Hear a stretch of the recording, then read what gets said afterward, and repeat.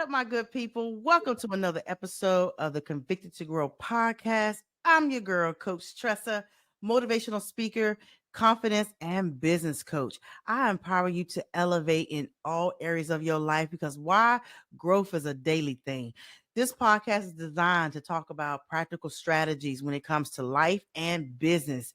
And not only that, you're going to hear real life stories of transformation, resilience, triumph, building confidence, innovation, entrepreneurship. So, and if you're listening via any of the major platforms, I encourage you to go out and subscribe to the YouTube channel so you can get the video version at Convicted to Grow. So, thank you once again. Now, my guest, let me just go ahead and bring her in. She is a transformational speaker. She's a self-published author. She said she was a serial entrepreneur, not just an entrepreneur. She told me she was a serial entrepreneur, y'all. Like, we'll get into that too, because I need to know what's the difference, right? She is the founder of Black Women Heal. Yeah, we're gonna get into that too. Boss. And at the end of the day, she's a mom. She's a friend. And I'm going to tell y'all, listen, I met her last year at the Next Level Speakers Conference. Shout out to the Next Level Speakers community.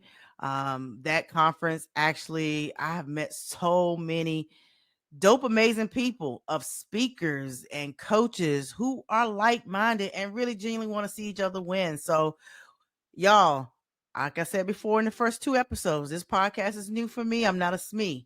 We're going to go with the flow. We're going to go with the vibe.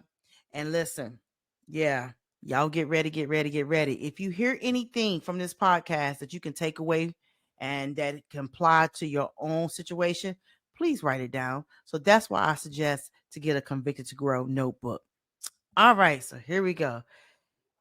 Kristen! Hey, Tressa, how you doing, girl? Oh my God, y'all. Girl, oh my God, you look amazing. Thank you. You too. You You look amazing. too. You look amazing. I just want to say thank you. Thank you for your time.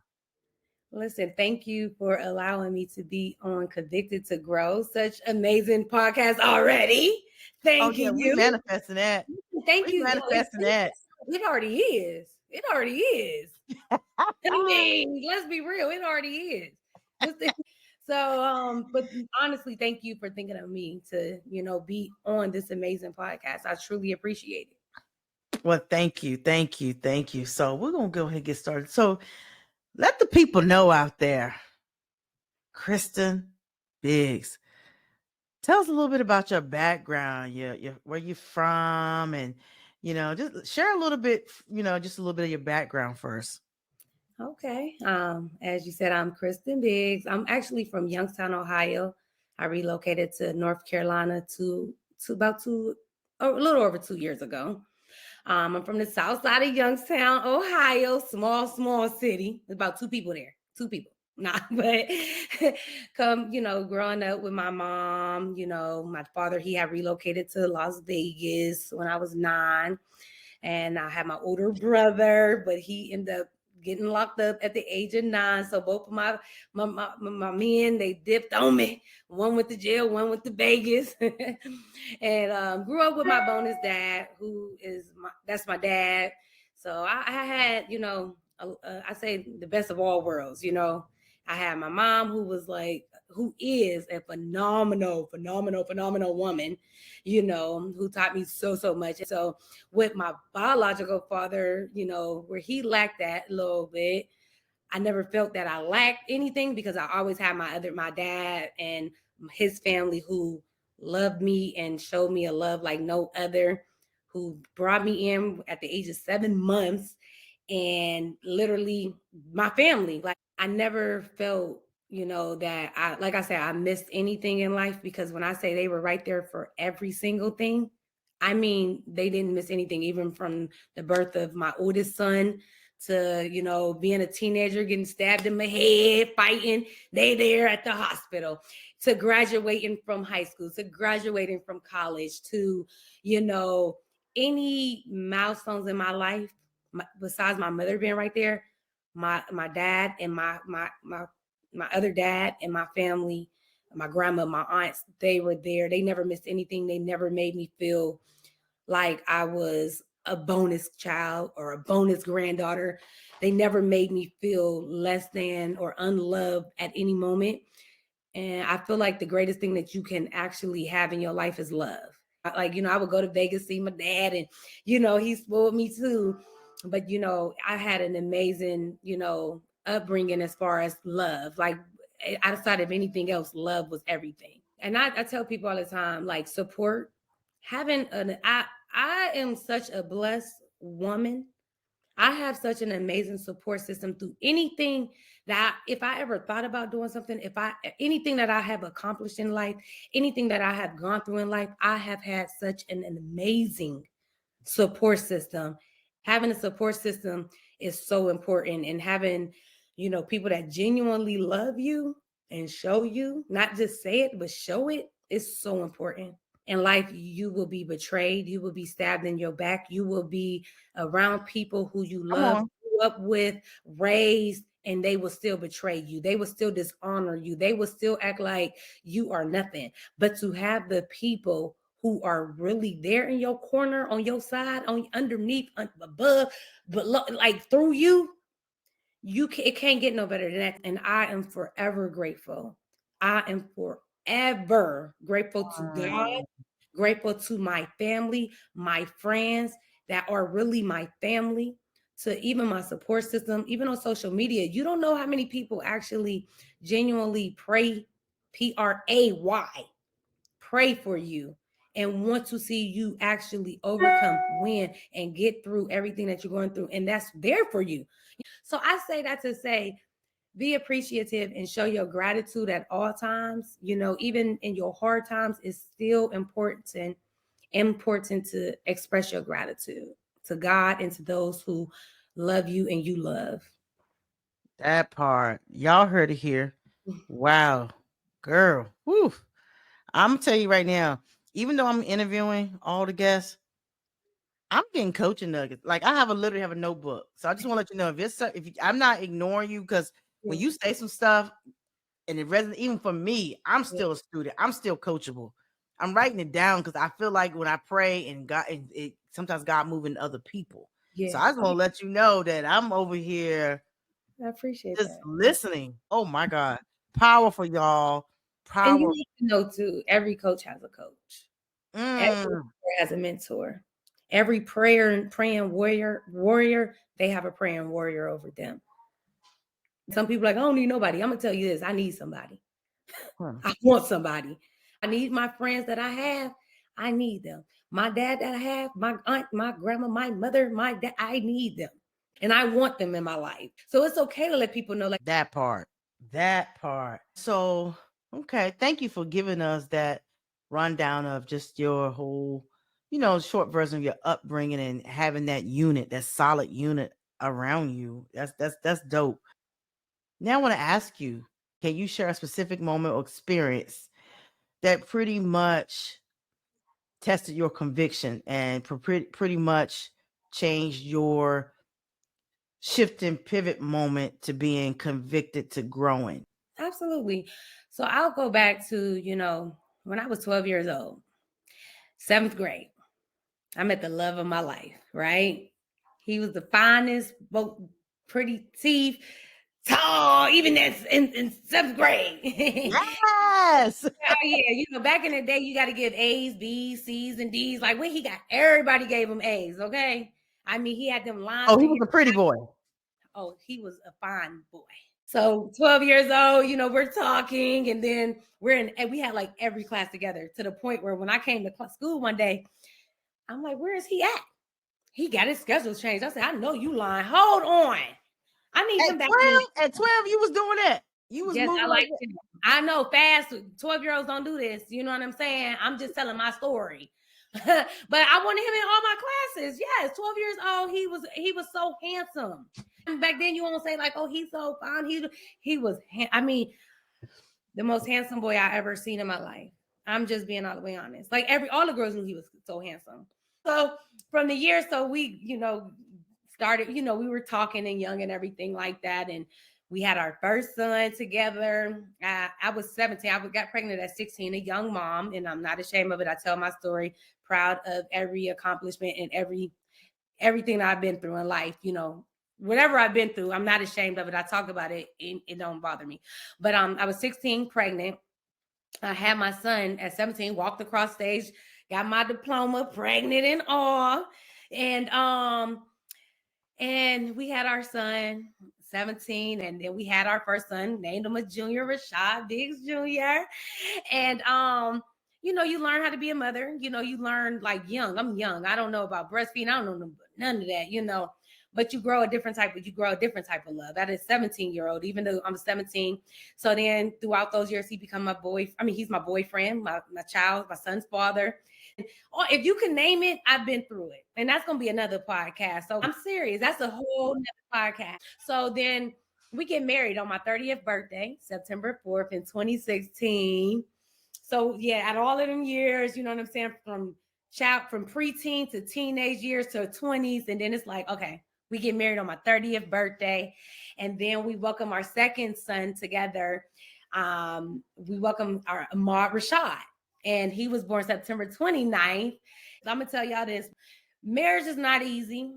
Marriage is a bit much sometimes. We both were, been knowing each other our whole life. So it's like we went through some things. It was not a perfect marriage, but what we had, I truly appreciated it. And it is what it is. We get married, we got our house, we got our kids, we got our in-ground pool, or, we living in the suburbs. And I get a call July 14th, 2019, 3 days before our son's 15th birthday. I get a call at 3-something in the morning from his best friend that he had been shot. So I said, okay.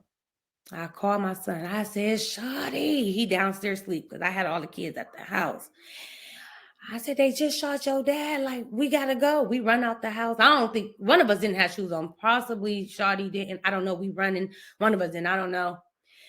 And then they're working on him and everything. And the doctor comes in and he's like, I didn't grasp what he was saying at that moment because, again, I've never been in a situation like this. And now that if I think about it, I'm thinking he was basically saying like the percentage of his life he probably was not going to make it. So I'm like, okay, well, y'all going to figure it out or something, So everyone is waiting. And I'm like, hey, can we go see him? And they like, oh yeah, you could come to the back. And when I get to the back, he's like tubed up and everything, and he's actually on life support or the ventilator, one of the life support. And I'm like, what's going on here? Like, I'm thinking they're working on him this whole time, and why I got to go back. And he was shot in the head, and I said, oh my God. And I'm just trying to process what is going on right now. Because when my son and I got to the hospital, because when we got to the scene, they had already put him on the ambulance. So we followed the ambulance. When we got out the car, my husband was on a stretcher. So I'm thinking he was okay because the way they had him sitting. So when I seen him, I said, oh my God. So I had the nurses at a point in time after hours of, we were figuring out what's going on and stuff, praying over him and just talking to him. I'm playing my youngest baby, like, Dad, Daddy, like, you got to get up. Like, it was 13 years before I had my youngest son. 13 years in between my oldest son and my youngest son. And how old was your youngest son when he passed? He was 1. He was going to be 2. 1 years old. He was 1. Yeah, well, because it was July 14th and my son's birthday is September 29th. So then that's when they said, you have to, you got to make the decision to pull a plug. So, we talked to the doctor, my husband's aunt and 2 cousins and I were in the room, and they made the decision. They told us, everything. And I said, okay. So the plug had to be pulled. The process of that, the nurse, they had to take it off and everything. And my husband was murdered. And I said, oh my God, my life changed. My life changed forever. Okay. And I'm like, wow, 13 years. I wait to have a kid, a family, like we're building this family, and my husband just get murdered, And so I kind of went in mad at God because I'm like, hold up, like this is not supposed to happen. And so I had to rethink and I had to shift my mindset to understand that, life happens. No one is exempt from life happening. So I started writing. And I started writing my notes, and I was telling my best friend, my oldest son's godmom, I'm like, I'm just writing. I'm like, she said, you need to put something out because you could possibly help somebody with your story. And I said, ooh, if I can help somebody, I will. So I ended up writing a book called Release and Unleash Through Grief, where it has affirmation prompts to, for you to work on yourself. Because what I realized in that point, and to get to your question, convicted to grow. What I realized in losing my husband and him being murdered, and now I'm left being a single mom of two young Black young boys, I had to love myself differently. I had to grow mentally because not only do I have to fend for myself, I have to solely fend for my children. And I need them to understand that even when adversity comes in your life, there's still things that you could grow from. There's still things that you could learn from. There are still things that has to be done, no matter how bad you hurt. You still can be great. You still can do anything that you put your mind to. So I wrote the book. I had to love myself differently. I had to obtain a different type of love for myself so that I could love my children differently on a different level because now they don't have a father. And not that I tell people all the time, when they be like, oh, happy father, I'm not a father. I'm not a man. I'm a mother. And I knew that I had to love them differently in myself. So when I had to grow through that grieving stage because like I said, I was mad at God, but then I had to understand that's not God's doing. God is never in the midst of confusion. Whether we see it how we see it, that's how I see it. And so I had to shift my mindset. I had to pray. I had to understand that this has happened, but how can I grow from this? So the prompts that I wrote in my book, I worked on those. I started meditating. I started doing anything that I could to allow myself to grow differently and to allow myself to heal in different areas. And not that I'm 100% healed, but I am healing and I am growing and I am understanding that it is vital that my mental is stronger than my heart, because when your mind goes, a lot more goes with you. Right. So yeah, so I had to do that. So that was a time where I said, okay, would God help me? Help me. Right. Share it. Do you have a book near you to put up on the screen? Yeah, let me go grab it 1 second. Okay. Yeah. I normally have it right by me too. I Okay. know I got my copy. Oh yeah. I did get you Oh yeah, one. no, I'm about to I'm gonna put a plug in. Yeah, Release and Mhm. Unleash Through Grief. And it's on Amazon and it's actually on my website, releaseandunleash.org. And when I wrote that, I said, man, what can I do? Because a lot of people, when I was open, like if I open up a journal and it's a blank journal, I'm like, what do I got to write about? Like I have my notes in my phone. So then I wrote, I had published a journal, Release and Unleash on paper. Your journal to self-love and healing. So when you open it, it's like it's not a blank page. It's, hey, let's talk about you. What's affecting you most in your life? Let's talk about it. So I'm giving you questions to answer that you could be like, let me think about this. Like, what is? Because a lot of times we, things that damaged us in the past, we hold on to it, and it stops us from growing to we're in getting us to our greatness, because we're holding on to things that, either one, we have to release it. Two, we have to confront it. Three, we have to understand that, what we're holding on to, we got that anchor on the bottom and we're drowning in it. And it's like, wait a minute, why have I not let this go? Why have I not released this? That was a point in my life where I knew I had to commit to myself, commit to God, and understand that I and the way my mentality is set up is like, I have to grow from this. Right. And I will say this, because I know we know you have more to the story, but I want to put a plug in with your book and stuff, because like I said, y'all, I met her at the Next Level Speakers Conference last year. And what I admire about this woman, that she grinds. she's promoting herself, and we'll get more into that. Like I said, I feel like this ain't gonna be the first time y'all hear her. We got so many topics. The reason why I'm saying this is because I watched her. I didn't really share this with you, but I watched you. I watched how you maneuvered. Like, people were so, yeah, they just like there to get fed and get the conference and stuff. Listen, y'all, this woman had probably maybe 20 books on her. And I'm talking about, she was giving them out. Okay. She's giving them out. I mean, at the conference, promoting. When I saw her, listen, and that's going to be a child. Listen, real quick, y'all. I saw her jump over. I don't know what she was jumping for, but when I saw her leap for joy, and she was able to connect with Yandy. Oh my gosh, Yandy Smith. I think is it Yandy Smith? What's her last name? I mean, yeah, Yeah. from Love and Hip Hop, y'all. Yandy, and was in her face giving a book. E.T., CJ. I don't know if did you get to connect with Jeremy? Yeah. Listen, all the speakers from Next Level, y'all, she connected and made sure she gave him a book. I got a book because I feel like, oh, I'm part of that crew too. I may not be on stage yet, but I'm a part of that crew. But she gave me the book, and I'm gonna be honest with y'all. A lot of times people give us books. I know for me, I get books all the times from authors. And when I get those books, I pay or support, but I don't read them right away. For whatever reason, I'm busy, whatever. But I want to personally tell you, Kristen, like, your journal. And this is the first time I'm sharing this. So God, make sure I don't. Whew. So your journal, real quick, and because it is about you, it's not about me. But when I met you and we were sharing stories, even before the conference, and I was telling you guys, hey, I'm going through grief of my own because my significant other, fiance, passed away from a heart attack at the age of 52, collapsed right in front of me. And y'all was so devastated because I was like, I can't keep sitting in this house being depressed, being anxious, maybe some days want to self-medicate myself and drink a bottle of wine a day. Like, I'm gonna keep it real with y'all. I was so freaking depressed, but I remember talking to you, and this goes to show you that you may go through something, but just know this: there is somebody out there that has experienced something worse off than what you going through.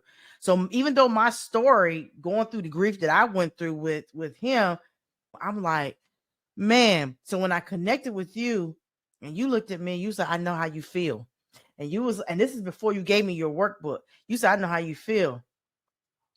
And then when you shared about your husband passing away, I immediately had, like, on that Zoom call that night, I ain't gonna lie, I low key felt sick to my stomach because I was like, oh my gosh, I'm not the only one that's going through this. And not only that, there's no severity in terms of levels of death or whatever, because when someone passes, it's passing. However, let's just keep it real. A heart attack, natural causes.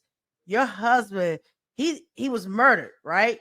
And I'm just like, oh my gosh. And when you gave me that journal, when I came back home from the conference, I was still on that high. I was excited. I remember just sitting in the dark, and I was just like, God, why am I crying? I was just crying. I didn't know. I'm like, God, I don't know. I had stopped doing therapy at this time, and I'm just like, man. And your stuff was in the office, and I got your workbook, and I just started journaling how I was feeling. And you have little quotes and stuff like that. And I just, every night before I went to bed, I would brain dump. So, because it happened at nighttime in the bedroom. So that's where my trauma was the most. Listen, y'all, I'm telling y'all, that journaling helps. Y'all got to go get her workbook. Get the book, I don't know if it's sold as a combo or what, but you can get it as a combo and you can get it separately. yes, but I'm personally telling you on record Thank right you. now, and I'm getting chill bumps thinking about it because there were days I didn't have nobody to talk to. There were days I just like, man, it was just me and God. It's just Yeah. me and God. I'm like, man. But what I did was, the more and more I wrote in that book, and the fact that it came from you and your kindred spirit, your heart, the way you move, the way you operate, and knowing your background, your story, it made me even feel it was personal. Thank you for being obedient to God. God gave you that seed to say, write the book, and you wrote it. And then whatever it was that triggered you to say, you know what? No, I gotta do another, I gotta have a journal to this. I don't listen, y'all. I'm telling you, Write it down. I'm telling you, brain dump those feelings. Don't go to bed with a tight chest. Don't go to bed feeling weary and well doing or anxious for nothing. But thank you. Thank you. Thank you. I appreciate it. Oh, thank you. I appreciate you, like, actually opening it, like, and taking, like, I appreciate that. I truly do. I really, really do. Like, So once you wrote the book, mhm. did they'll take us on this journey. Your Okay. your husband has passed away. You going through your own grief journey. You done wrote this book. You put it out there. So are you at this point in your life where you are, I guess sharing your story about your husband and talking about grief at this point? Like what was next? What was the next part? So here's the thing. I'm gonna just let y'all know. Listen, when one thing happens, God, like, the devil's so busy. Like, listen, when my husband was murdered, we lost our house. Literally, I had just started this job. In between me making my candles, they told me I was taking too long to grieve, and I hadn't even had my husband's service. Then another job come right in the middle of that. So from that moment, I lost that job, and then I ended up getting this other job. And I don't know how, because I'm horrible sometimes with dates, but I started this job August 5th. So this is not even a full month after my husband is murdered. But I lose our house. So I'm in the process of moving, and I swear this moving company, Moving on Faith, like, such a great, like, they'll be at my house packing while I just started this new job, and they'll be like, hey, you want us to put this in here? That's why I'm saying supporting people that, like, want to help you. Be okay with people helping you. Like, I knew the person, he was so great, and he really, people know, when you're going through stuff. Moving on Faith, I love that they pack everywhere. So if y'all know Moving on Faith, they're great moving company. But anyway, so I lost my house, I lost my husband, my house, my job. It's something that you could lose if you could lose it. So I wrote the book. I published it in March of 2020. My husband was murdered July 14, 2019. COVID strike. So in the middle of this, I'm promoting. I'm about to do like a book launch and people getting tickets. COVID happens. Yeah, that was March 2020. Yes. So at the point now you can't go outside, you can't do anything. So I'm like, okay. So I started a nonprofit called Release and Unleash Supports Group. So and so I was like, okay, I'm gonna open a coffee shop, but I'm gonna have people come in and they could just come sit. We're gonna do group talks and everything like that. And I'm like, because I want to help people, but so then I ended up doing my book launch, but then that was like months after. And then, like how when COVID happened, you really couldn't do anything. So 2021 come, a school contacted me like, hey, would you like to speak about grief and COVID? Because at this time, people are grieving. People can't go outside. That's grief. When people life stop, people think that you have to lose somebody to grieve. You could be grieving your old self. That You part. could be crying and you're just like, what am I? You're grieving from things that's been shedded off of you or shedding from you or past trauma. You could be grieving from losing your job. You could be grieving from losing your house. Grief are all different forms. But so I said, okay. So I spoke, and so that's when I'm like, okay, this is something, I feel like, I want to do. So in the middle of that, I'm getting this new store put together and everything. And my son, he comes and tell me, he said, Ma, I want to move. He said, I want to move and let's move. I said, okay. He said, but you just starting your store. I said, listen, I can help people virtually on all different. I said, you mean more to me, than the store at that time, because I'm like, I can help. It's many ways that You had a storefront.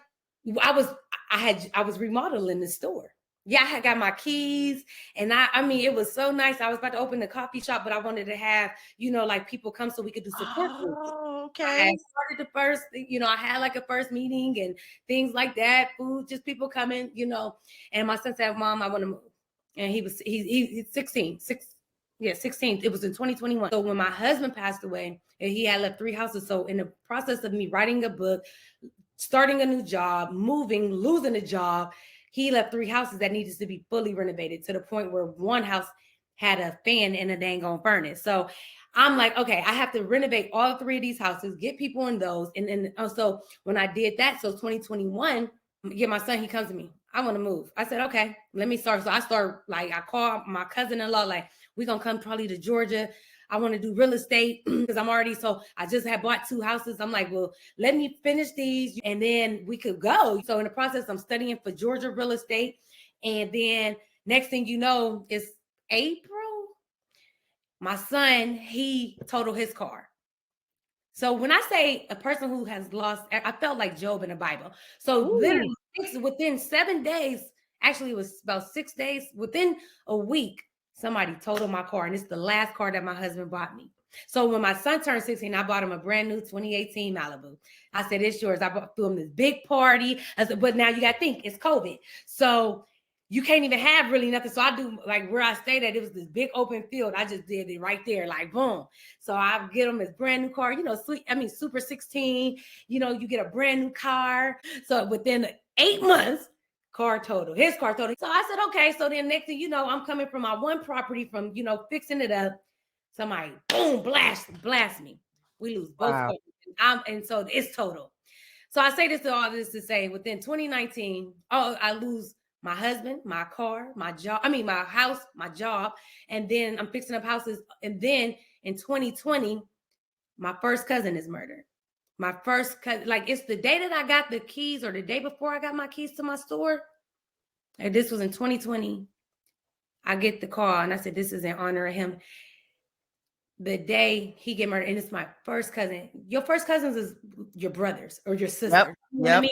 And I said, I know you lying. I talked to him the day before. Our last words was, he said, I love you, Cuddy. I said, I love you. Talk to you tomorrow because I was about to go see about a shirt for him. I just talked to him like, I just talked to him. It's like 9 o'clock in the morning. They like calling him. I'm calling him. I'm like, his phone not going.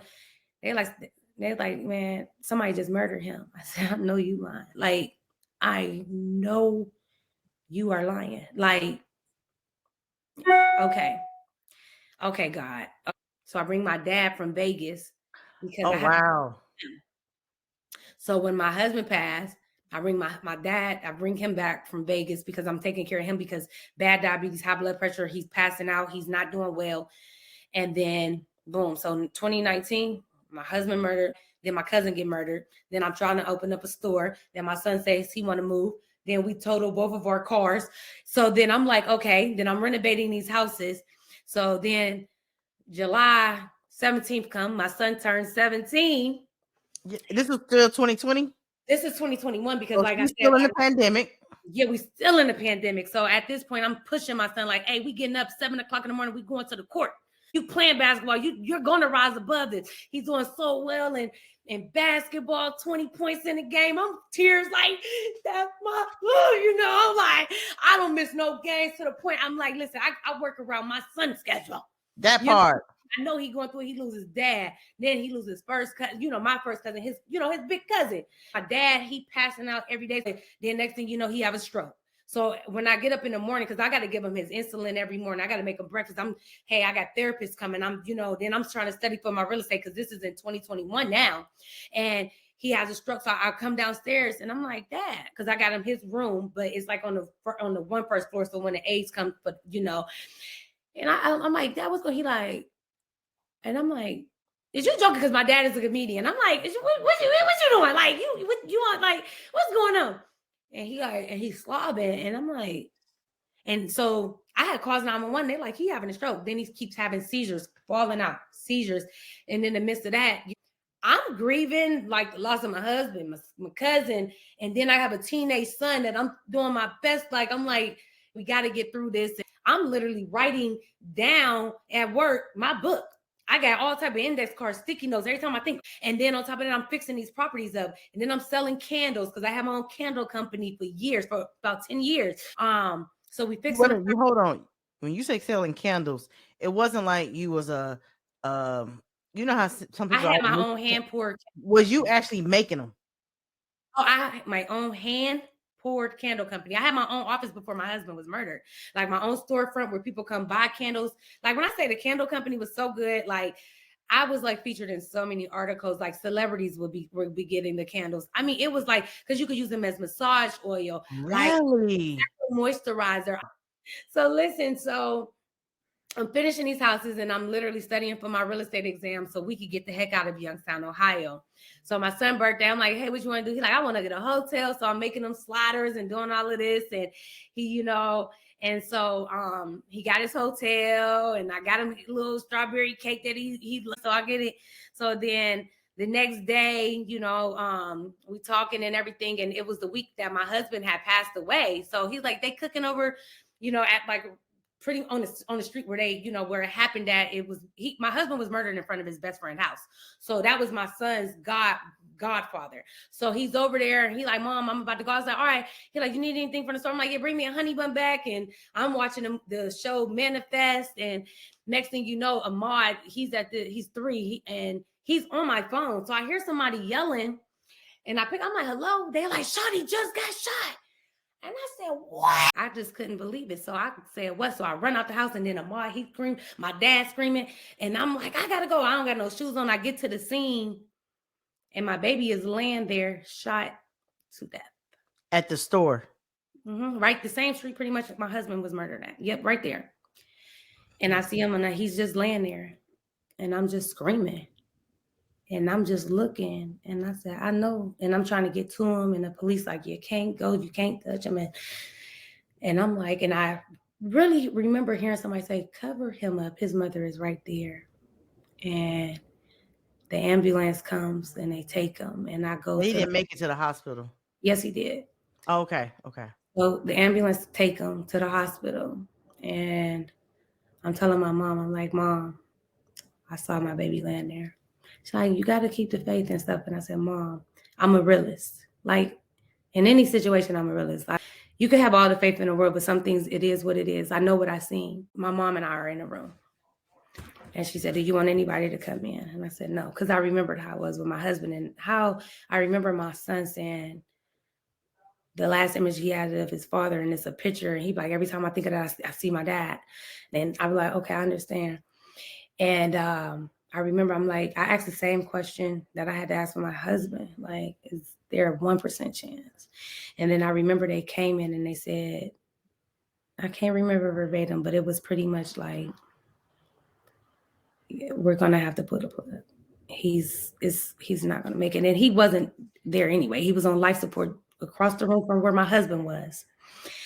And I just remember crying to my mom and I said, what am I going to do? I can't live without my son. And I'm crying and I'm like, God, like, how? And I remember kissing him as I kissed my husband. And I remember like how long it took for my husband. And I just said, they said, we got to clean him up and stuff. And I said, okay. And he just looked like he was just sleeping. And I remember saying, could y'all just please hurry up? And I called the funeral home. I said, could y'all please make sure that y'all come get him very quickly? Because I knew I didn't want to stand in that room long because I just knew how I was with my husband. And they came and got him. And I just remember I couldn't eat. I couldn't do anything because I said, my baby is laying there cold. And I said, God, I remember like in the bathroom banging my head, like, I gotta go. I can't live like this. Like this is my baby. He was only 17 for a short day. I lived for him. I wanted him to get through this. And I did everything. And I remember he like, man, I be smiling so you could keep you smiling. And I'm like, Shadi, I'm doing the same because I want you to smile. I want you to keep going. So, and we fighting for each other. And I remember, at my husband's service when I did his eulogy and we stood next to each other. And when I did my son's eulogy, I knew God was holding me up. People say, how are you not mad at God? I'd be mad at God.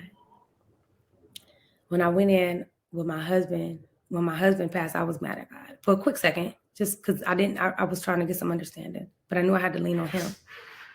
When my son just was murdered, I knew that I needed God more than anything. I know that was not God's work. When people say, oh, God needed your baby, I said, no, God is going to take care of my baby. So I say this to say, in all aspects of life, you have the choice. I always say I would rather be the best version of myself than the worst version of myself. Just because the worst has happened to me don't mean I have to be and live in the worst every day. I knew that the devil was played a huge part in all of this. We be so quick to blame God, but we fail to realize that was just Mm. the devil was just as busy. So instead of me blaming God, I begged God, I need your mercy, God, your mercy. I need you. I need you because I am not here. I Right. am not.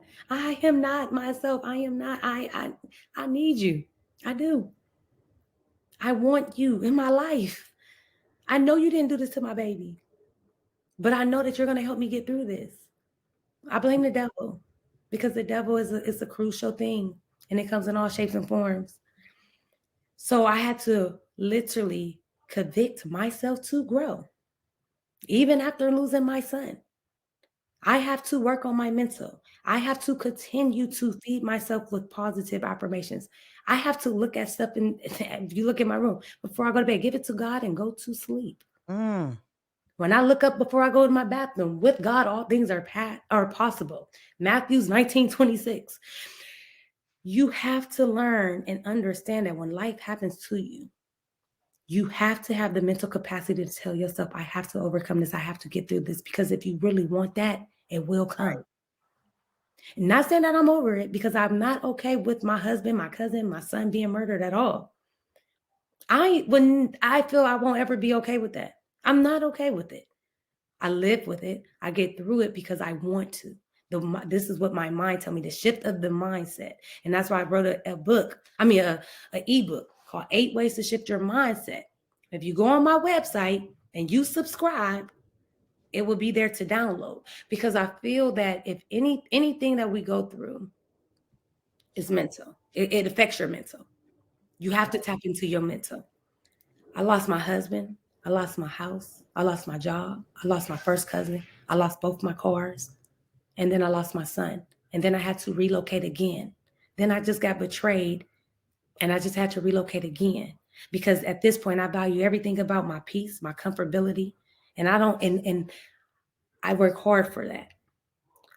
I am okay with doing everything possible to allow myself to grow. I healthy grieve. And when people ask, what does that mean? It means I do not do anything because I am grieving that will hurt me and harm me. I won't go and drink because I am grieving. When I lost my son, I didn't have one drink, not even a shot for 2 years because I said, I don't want anything to alter my mind. I want to get through this sober. Even when my husband passed, I had a drink, but it was for my best friend's birthday. But it broke me down. I'm like, I have a shot. Like my son was like, what the heck is going on? So I said when my son passed, I knew what it did at that moment. I said, no. I drunk when I felt comfortable to drink, but but it wasn't for what I was going through. So I had a drink or so, but I was at home in the comfortability of my home. And when people like, you been like, no, I said, because I challenged myself. I said, no, I'm not doing that because I know what it did when my husband was murdered. So when you're going through life trials, when you're going through something that you feel that this is the worst thing that could happen to me, do it with a sober mind. Do your best. And if you don't, I'm not judging you because I done lost everything that you could possibly think of. And I know how easy it is to drown. I know how easy it is to be like, I give up because it's many a days that I want to. But what I had to tell myself is one, I choose the way that I live after life has happened to me. I choose to grow. I choose to live. I choose to not drown in my sorrows. I choose to stay afloat. So anytime I want to swim to that shore, it's going to be right there. I choose to release the anchor on my foot so that it do not pull me down. Ooh. So I want people to know that you can convict yourself to grow.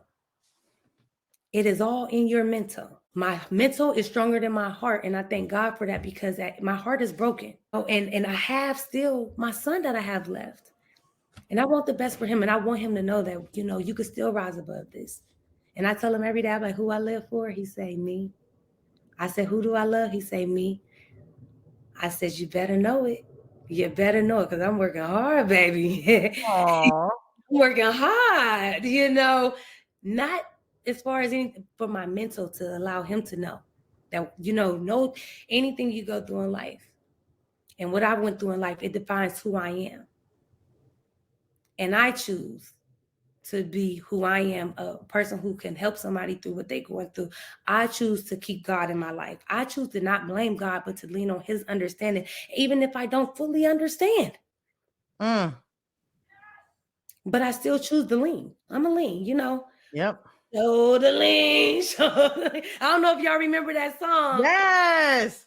So you know what I'm saying? But honestly, I tell myself I am determined. I am loved. I am optimistic. I am capable. I will get through this. I am worthy. Just because life happens to you don't mean that you're not worthy. People would be like, dang, you went through all this. See what happened to the no, like listen, I choose to do this with a sober mind because I want to confront my grief. I want to go with it head on and let them like listen, I'm for the war. I'm putting my fist up like listen, you will not get me. Even if I have my bad days where I can't get out the bed, where I'm crying, where I'm shouting, just because, you know, we're speakers, right? So we have a bad day, that means we're not a speaker? No, that just means we are human. Just because I speak don't mean I'm not going and I'm not still living it or I'm not still, Right. I'm fully over it. It just shows that I have the mentality and I have the God in that's in me because I feel like God purposely gave me a purpose. So who am I to turn down what he put on in my life to allow me to, I say, God, speak to me so I can speak to thee. If he purposely gave you a purpose, I'm not running from it. I'm running with him. God, come on. I know I can't keep up with you like that, but baby, I'm right there. So this is why I choose to convict myself to grow. Because I have God in me, I have my angels surrounding me, and I have my 6-year-old, and I have so many people like you and me who has lost the men that we love. I have so many moms of angels who have lost their sons to gun violence, who has lost their children. And when they come to my page, they say, listen, if I did not come to your page, or if somebody come to your page, if they were thinking of suicide, they would change their mind. That there is enough for me to say, God, continue to work through me. You are an amazing speaker. Thank you. Make sure y'all following her at I am Kristin, Kristin Biggs, Biggs. I will make sure I put all her information in the show notes, in the description on the YouTube. Please, please, please make sure you guys go follow her. And if you follow her, go out, check out her content. I mean, it's dope, y'all. You just heard, I mean, she's talking about life, taking L's. And I always say, this year we're not taking no more L's. And I know that might sound crazy because some things are you can't control. But when I say we ain't taking no L's, even though we might have lost loved ones, like she said, she lost loved ones, she lost the house, you know, she lost a car from being totaled, probably lost money from having to spend with unexpected expenses, and lost her job. But at the end of the day, she's still winning, y'all. She's still winning. You know why? Because she gets another day of this thing called life. Every day she wakes up, every day you wake up, you get a chance of this thing called life. Life is precious. Life is a journey. And to some, because we both have experienced it, life can be short for some.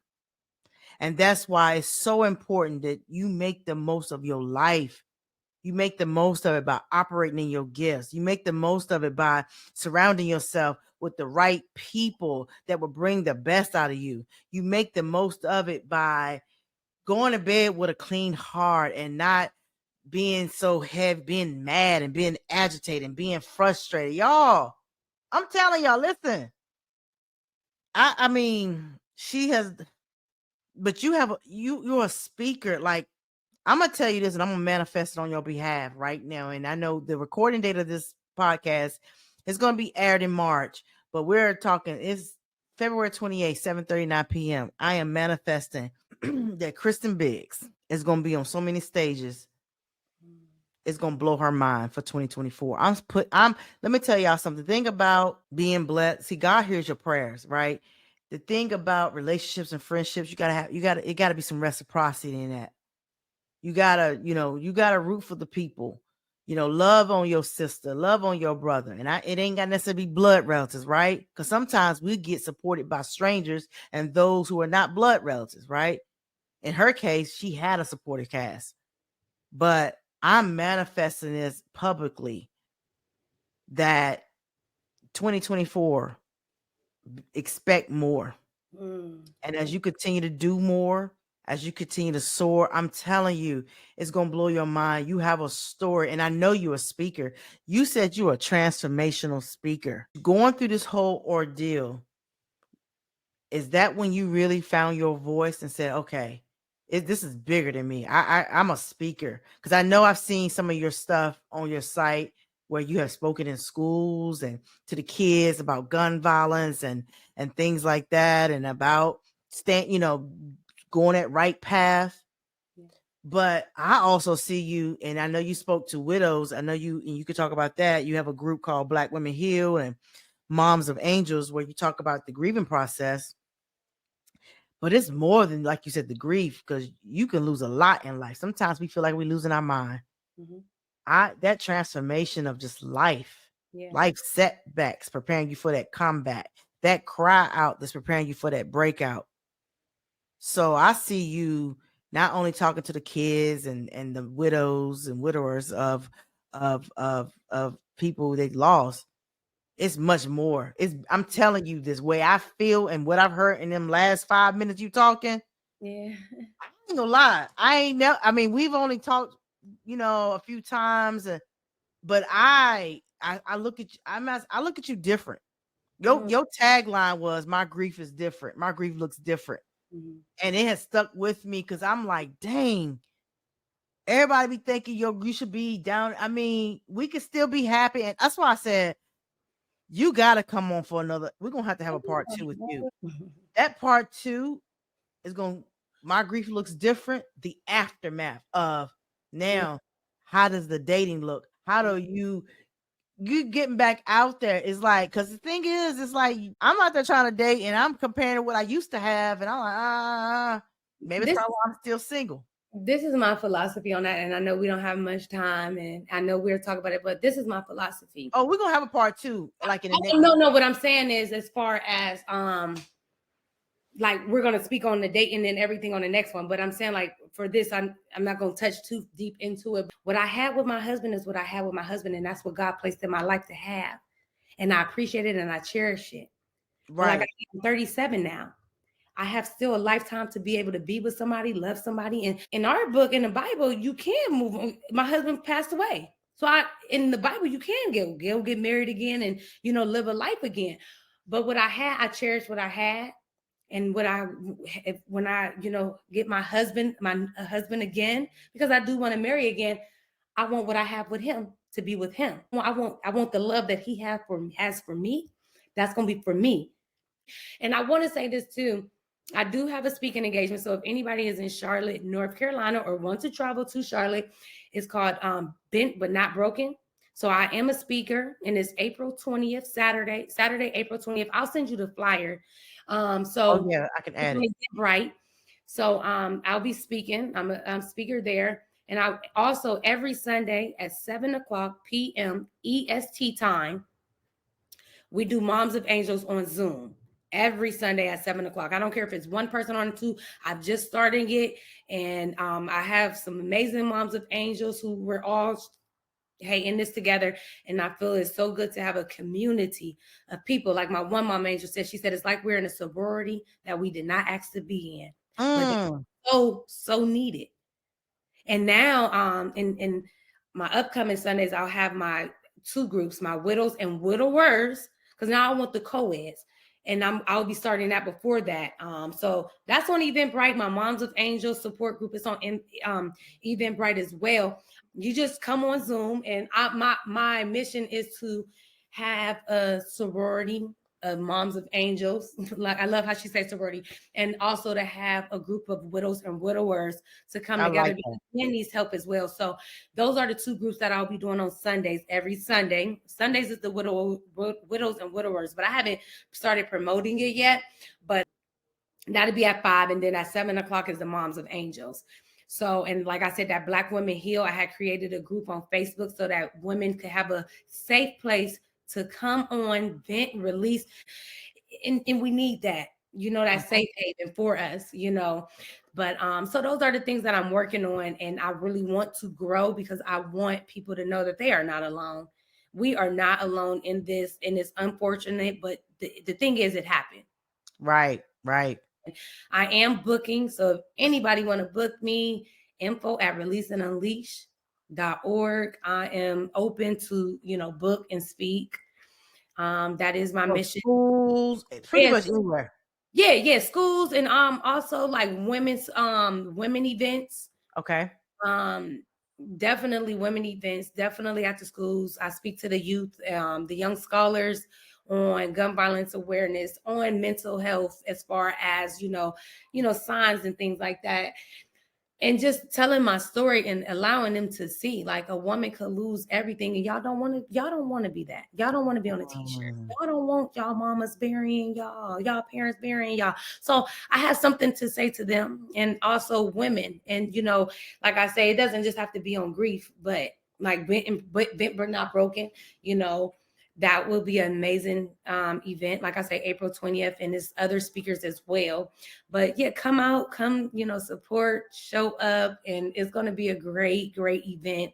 Do you see yourself writing a second book? Yeah, I do. I Okay. do. I do. And I just let God flow, because I had started writing, and I just let him flow. Just let it flow through me. Because my first book, it's just like, it just came. And like I said, I had it published within 8 months. And I self-published. I did it, did it all myself, even my journal. So I say that to say, when God placed it on my heart to have it all the way done, it'll be done. But I move when God tells me to move. Mm. Yeah, I wait for him, and I'm like, okay. A lot of times, some things don't fall through. And you're like, wait, I wanted that, but it's like God didn't want it for you, or God felt it wasn't time for it to be for you. Keep the faith. Allow your faith to outweigh anything that you're going through. And I'm not saying you're not going to have days where you're faithless, but it's okay, because then you'll become faithful, because you'll see that God is still in the midst. Ooh. We got some girl, you keynote. So funny. I'm not just saying this. Listen. Whew, man, girl, I have so much more. I already respected you, but to hear your story and you coming with resilience, coming with the confidence, you coming like, I mean, who I don't even know if I could, be in your shoes and not even have gotten emotional doing an interview. But the fact that you stand 10 toes down, standing on your business, on kingdom business, purpose driven business, I'm telling you, girl, I'm manifesting some great things in your life for Thank you and your son. You Thank have you. moved, and what God got for you, he got for you. Guys, please make sure you guys go follow her on IG at I am again, Kristen, Kristin Biggs, Biggs. It would also be in the description. And this is the thing. If you go and follow her, go like, not only just like her post, but make sure you comment. I am doing some special gifts for if you go and comment Convicted to Grow. We know that you personally came from the podcast. She'll let me know. Hashtag convicted to grow. Yes, you got to do that. So please Hashtag make sure come you up. do that. Hashtag Convicted to Grow. This ain't gonna be the last time you see her. I've already manifested that we'll probably collaborate some other things and speak, because we got some similar stories as a woman itself, and the whole dating and the entrepreneurship and trying to navigate life in general and still grow and being the best version of ourselves. And so I'm definitely excited what God has for you. Um, the last question, and you've actually pretty much answered it in so many ways tonight, but every person that I interview, I ask them to give me a soundbite, 60 seconds or less. What does Convicted to Grow mean to you? Okay. For me, convicted to grow is something that you commit yourself to. It's something that you feel like, I feel like I was convicted to grow through my grief. I was convicted to grow through the loss of my husband. I was convicted to grow through the loss of my cousin. I was convicted to grow through the loss of my son. I was convicted to grow when I had to relocate and I came here by myself. I was convicted to grow because I have a 6-year-old that needs me and looks at me, and he don't have a father or a brother any longer. So it's like, in your life, you're going to either be convicted to grow or convicted to flow through the streams and have nowhere to go. But When you choose growth over life's trials, you will see how far God will allow you to elevate to. And it would be even the sky would not even be the limit. So that's what Convicted to Grow to me is, allowing yourself the space to see how far you can go through your growth when you commit to the commitment to convict yourself to grow. Oh yeah. Y'all better snatch her up and now and book her as a speaker, because I'm telling you, in the words of Fat Joe, today's price ain't yesterday's price. So listen, I'm gonna get her now. I'm getting her now, y'all. Book her, okay? Go to her website, go to her Instagram. She got links in her bio. Please book her as a speaker, y'all. I'm telling you guys, you will not be disappointed. Please book her. Once again, y'all, thank y'all for another episode of watching Convicted to Grow podcast. I can't wait to y'all walk this journey with me. I can't even wait to bring her again. Like, girl, I'm telling you. I want to say congratulations to this amazing podcast. Like, I mean, even I love the whole Convicted to Grow. Thank you for allowing me to grow on your platform. Thank you for being Absolutely. you. We're gonna go live some more. Okay, no, we are. But right now, thank you. Simply thank you for being you, and thank you for being obedient to God, for allowing him to put and grow the seeds that he wanted you to grow, that now has flourished into Convicted to Grow podcast. You do accountability coaching too, because I listen. Actually, I do. Like, come on. I'm heavy on the business. I'm heavy on seeing people grow and get through what they're going through. I'm heavy on coaching people because I know what people have in them, but I have to pull it out because sometimes people need that pull because they're not, you know what I mean? They don't have the push in them. Right. That part. People can't even push themselves. Yes. Oh my God. Y'all, please make sure you go to all the major platforms, like, comment, rate the interview, and also go to the YouTube channel to see the full. If you're watching it via audio, please go to the YouTube channel where you can see the full version. So please make sure you're following that. Episodes get released every Friday. So please make sure you subscribe and turn on the notification button. So with that being said, y'all, thank you. Hey, we did it. Hey, Convicted to Grow. Let's go. Hey. What they say, it's the God in me. It's the God in us. Okay. Hey, it's the God in me. In us. To grow within us. Girl, see, you pulled this out of me. See? Oh my God. Yes, we vibing, y'all. So thank y'all once again for watching. And until then, remember, growth is a daily thing. Love you. Peace and blessings.